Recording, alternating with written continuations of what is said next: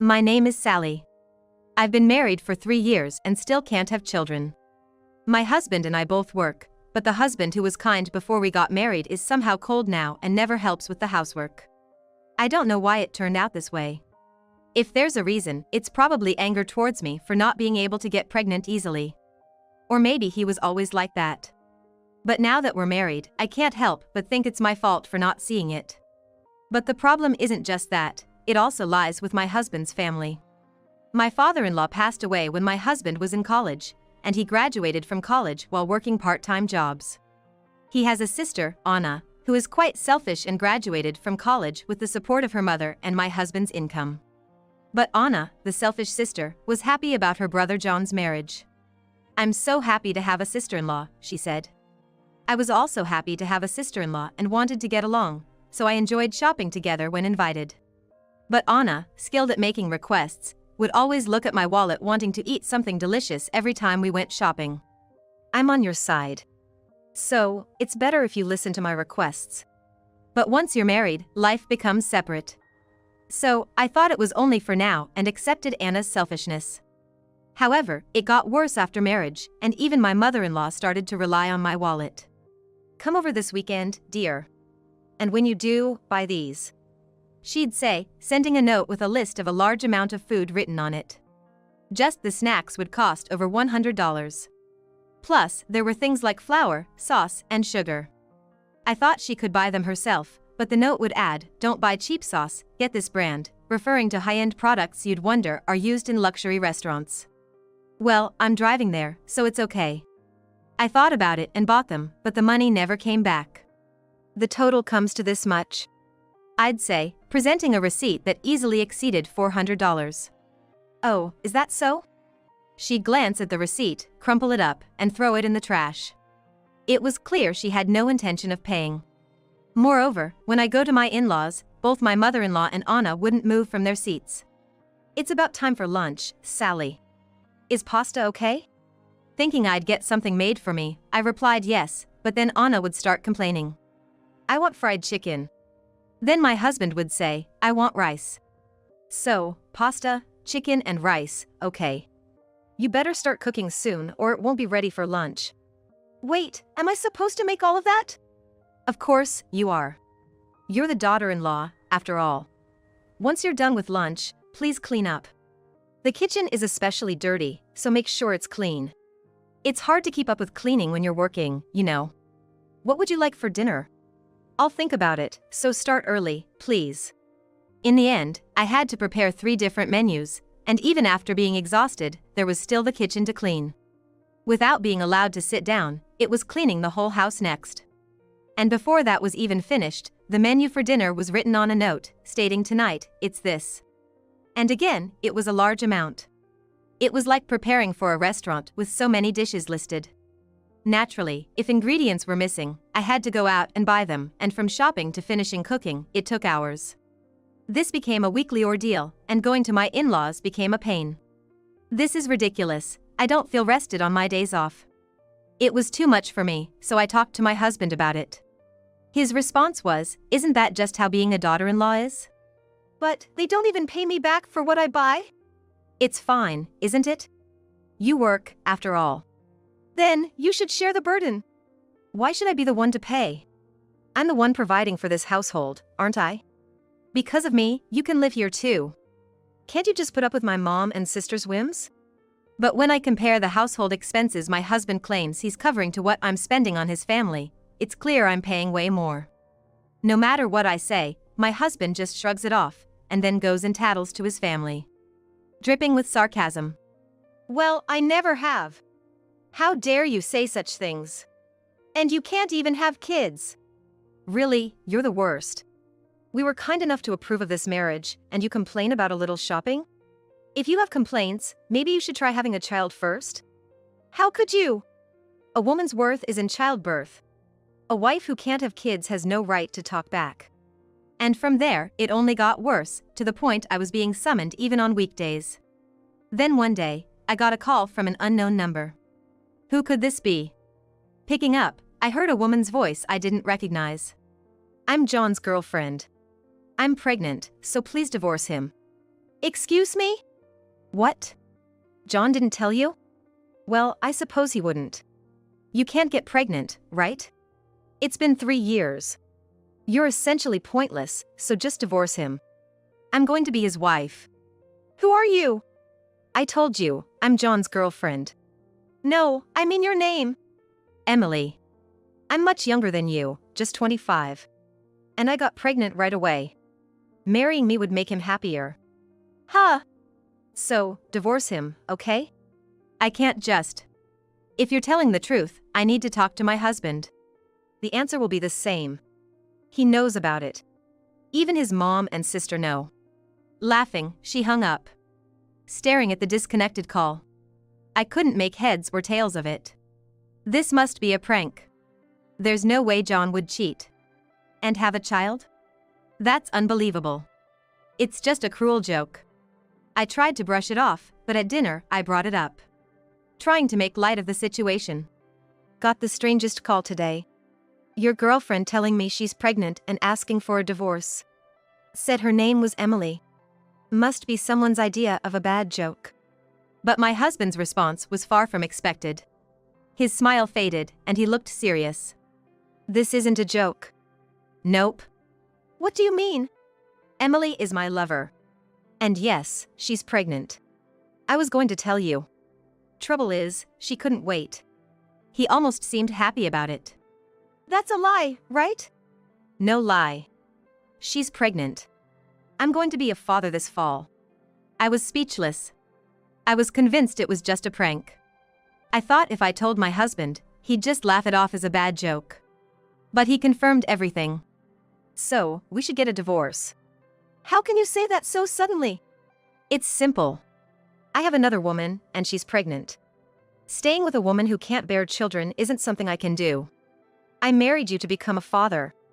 I just can't give you an answer so quickly. Why not? I have a girlfriend who's pregnant. It's only natural that we get a divorce, isn't it? I need time to think. There's nothing to think about. Despite his words, I couldn't eat. I left the table and went straight to bed. The next day was my day off. But I couldn't shake off what had happened. Then my phone rang. It was my mother-in-law, demanding I come over. Reluctantly, I went, expecting the usual list of demands, but today there was none. For the first time since getting married, I don't have to shop for them. The atmosphere at my in-laws' house felt different. Sit down here, my mother-in-law demanded, with a stern face, while my sister-in-law smirked beside her. What could they possibly want from me now? I wished they'd just leave me alone. Then my mother-in-law spoke up. So, I hear John has a mistress. It seems so. And she's pregnant. Yes. You knew, didn't you? Emily said you and Anna were aware. Yes, I knew about his mistress. But it's your fault, so you can't complain, can you? Me, the bad one? Yeah. It's widely believed that if a husband cheats, it's the wife's fault. You haven't fulfilled your duties as a wife. My duties? What exactly are these duties? I've kept up with the housework and taken care of every weekend chore at my parents' house. I've done everything my husband has asked without complaining, no matter how exhausted I was. What have I done to deserve this? Yes, you were supposed to get pregnant. Isn't that the most important thing for a wife? Since you couldn't do that, it's no wonder he found someone else. That's harsh. That's a terrible thing to say. It's not like I don't want children. But it's not happening, so what can I do? It's as if his mistress got pregnant in your place. Right. To be married and not able to have kids. It's like you're finished as a woman. Poor John. And yet, when John proposed divorce, you refused to accept it. So, he told his mom about yesterday to get her on his side. With a child on the way, divorce is only logical. No matter how much you love John, you should part ways. Exactly. Since you're the one who can't have children, it's your fault. I don't care who becomes my sister-in-law. But a baby would make things interesting. Better than not having one. But, it's all so sudden. What are you worried about? Finances? You work too, so there's no need to worry. Don't destroy his happiness over such trivial matters. No, I'm not thinking about that. I just can't sort out my feelings. You can sort that out after the divorce. Just hurry up and leave. The other woman wants to get married quickly. Naturally, she's pregnant. She wants to reassure the baby it's okay to come into the world. That's what being a mother is all about. Would you even understand, not having children yourself?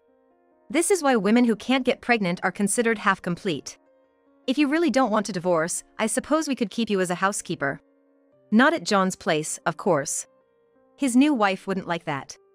You can stay here and work as a housekeeper. That's a brilliant idea. Having a free housekeeper would certainly make things easier for us. They laughed, clearly mocking me. After that, they freely expressed their desire for me to divorce, relentlessly for 3 hours, until I was mentally exhausted when I finally got home. But what awaited me was even worse. It was John in a passionate embrace with his visibly pregnant mistress, Emily. Despite noticing my return, Emily glanced at me but didn't stop their actions. Instead, she laughed triumphantly. It felt like she was saying, "Now you'll definitely sign the divorce papers," with her laughter. John too, as if showing off how much he loves her and not me. Unable to bear it, I retreated to the bedroom, covering myself with the blanket to block out all sounds. What was I even to him? After being treated so terribly, why can't I decide to divorce? Why do I keep putting up with this? Despite all my patience, it's clear he doesn't understand. Do I intend to live like this for someone who treats me this way? The more I thought, the deeper I sank into despair, feeling pulled into the whirlpool of my thoughts. When I finally saw a way out, I heard the front door close. Emily must have left. I went into the living room. John was sprawled on the couch, looking satisfied. My feelings towards him were nausea, hatred, loathing, and finally, decisiveness. "I'll divorce you."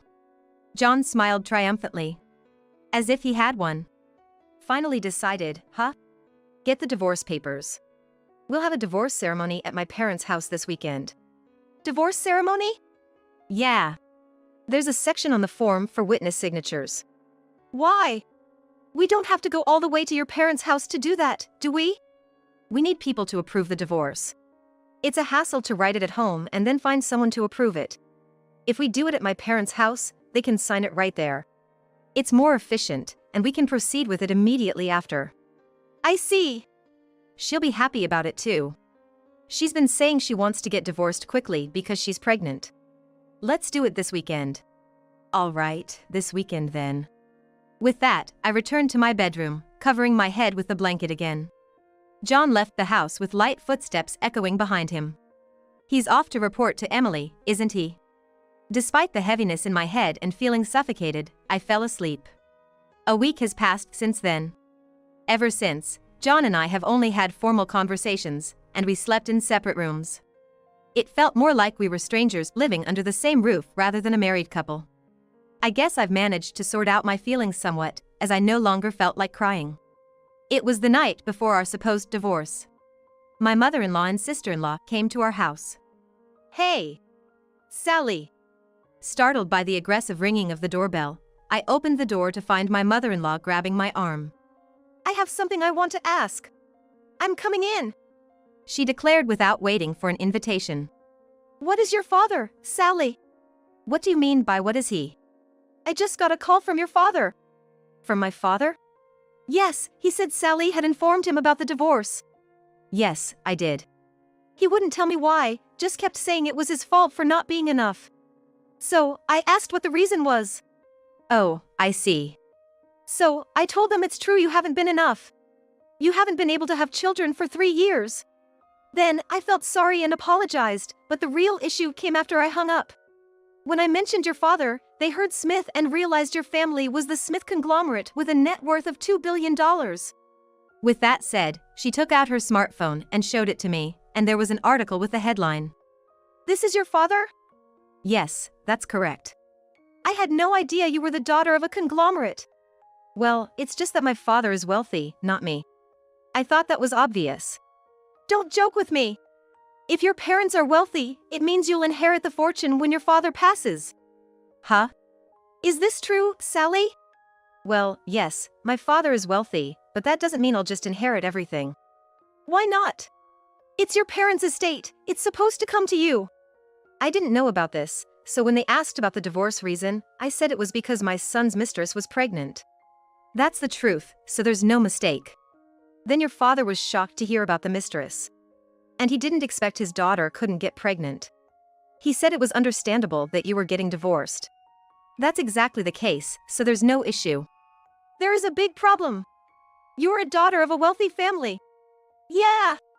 Now we can eat more delicious food, go to high-end restaurants, and you can buy us brand-name clothes. Huh? I've always wanted a designer bag and jewelry. Right, with all that money, there's no need for a modest life. You're marrying into millions. We should build a new house. Living in this small place doesn't make sense. We should have a bigger house. What do you mean? No divorce. Why not? Because you're the daughter of a wealthy family. Huh? In front of me, completely confused, my mother-in-law began to plead. Forget the divorce, please. Huh? Yeah, no divorce. Even my husband and sister-in-law began to beg, saying the divorce is off. Letting go of such a great catch? No way. The divorce is off. You two have to stay married. I refuse. Why? Just when I've finally sorted out my feelings, ready for the divorce tomorrow, why would I call it off now that you know about the money? Especially when Emily is pregnant. What are you planning to do about her and the baby? We can just build a big house and live there all together. Yeah, if Sally just continues to be the housekeeper, there's no problem. Fury started building inside me towards this family who only thought about money. After everything they've done, they now want to cancel the divorce, thinking such selfishness would work. I pulled out the divorce papers from a drawer and spread them on the table. My name was already written on them. Seeing this, the three of them stiffened but then quickly started to deny it. We can just pretend this never happened. We don't need this. I really love Sally. I only thought I had to marry because Emily was pregnant. So Emily can just be a mistress, and we can continue as husband and wife. There's no need for a divorce. Yes, getting divorced after marrying is a bad move. Once you're married, you're supposed to stay together for life. You shouldn't just get divorced so easily. I've always liked you. So, let's get along from now on. I want so many things. Let's go shopping together again, okay? What are they even talking about? This isn't just brazen. Being able to mock someone to this extent might be a talent in its own right. But the past of being dictated to and enduring this family can't just be erased. I've endured for the sake of keeping the family together, but I don't need to endure anymore. I will get divorced. I've endured being a wife since we got married, but I'm fed up. Being pushed towards divorce because the mistress got pregnant, and just when I've sorted out my feelings, you change your tune because of money. I don't want to be even legally related to such people. What are you talking about? We're not getting divorced. Divorce requires mutual consent. Adultery is a valid reason for divorce. If necessary, we can go to court. I can hire a competent lawyer. Can you afford one better than mine? That's... So, the divorce is definite. I'll also demand alimony for the adultery. We don't have that kind of money. It doesn't matter if you have the money or not. I come from a wealthy family. You've committed adultery and pushed me towards divorce. I wish you had told me earlier you were the daughter of a tycoon. Then none of this would have happened. You wanted children, didn't you?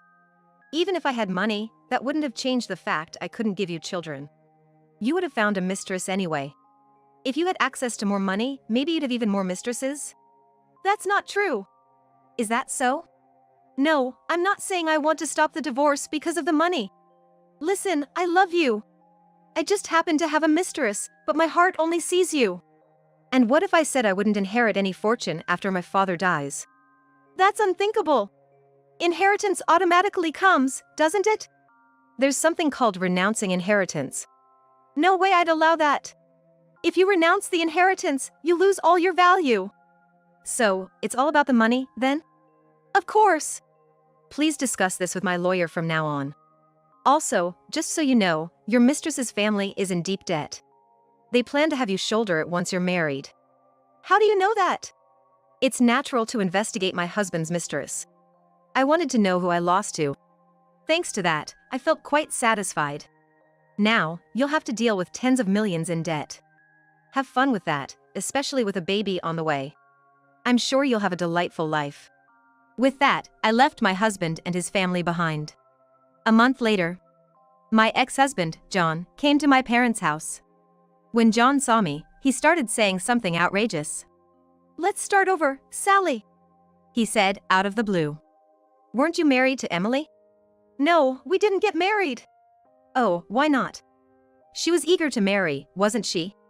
"After that, I asked her about the debt. She told me it was just as you said, tens of millions in debt.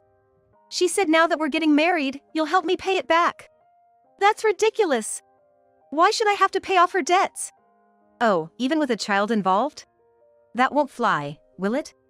"No, I'm not going to marry just to be saddled with her debts. Besides, remarrying you would be much better." "But that would trouble her, wouldn't it?" "If it really comes to marriage, she can stay as a mistress. Then if you pay off her debts, everything will work out, right?" "How selfish." "It's not just me saying this. Mom and my sister agree. It was decided in a family meeting."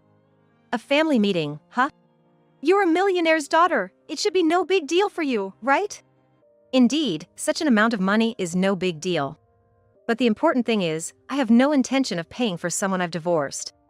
"Why didn't you say earlier your parents were wealthy?" "I've said it multiple times. The wealth belongs to my parents, not me." "But the money would come to you eventually." "Unfortunately, my father knows that money can change people, just like you. That's why his will states that upon his passing, the entire estate will be donated. I agree with this, and so do my siblings." "Why would you do that?" "If I can fend for myself, there's no need to accept things I don't need." "That will is invalid." "What are you, a stranger, talking about?" "Rich people, I just can't understand. With that money, you could live comfortably." "That's exactly where the mistake lies." "So, you're saying you're poor then?" "That's right." "I'm not interested in a woman like that. A poor you isn't worth remarrying," John said as he prepared to leave. Which I didn't mind at all. "But let me tell you something. I own my company. It's still small now, but I'm planning a business that can grow in the future." "Is that so?" "But there's no guarantee it'll succeed." "I'm not interested in you then." "No, if you do become wealthy, then I might consider remarrying you."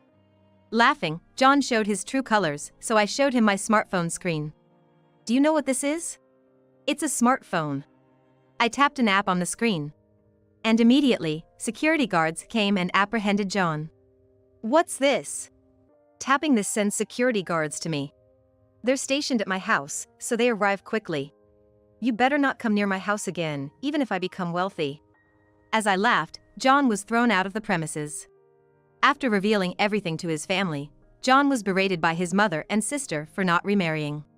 They asked him what he would do now, but he said if he went to my house, he'd only be chased away by security, so he had no choice but to give up. The mistress demanded marriage, but when faced with her debts, he refused, saying marriage and the child were separate issues. However, John adamantly denied any responsibility. Thanks to that, he was sued for child support by the woman. Furthermore, after I demanded alimony from him, his mother and sister kicked him out, refusing to share in his misfortune. They had said the family should overcome this together, but his mother and sister refused to draw the short straw. In the end, he moved into a shabby apartment, struggling with day jobs and part-time work, barely making ends meet. After leaving John, I found a new partner and enjoyed fulfilling days in both my work and personal life. My company is now on track, and my wealth is increasing. I'm heading towards being a wealthy individual without relying on my parents' inheritance. Take that.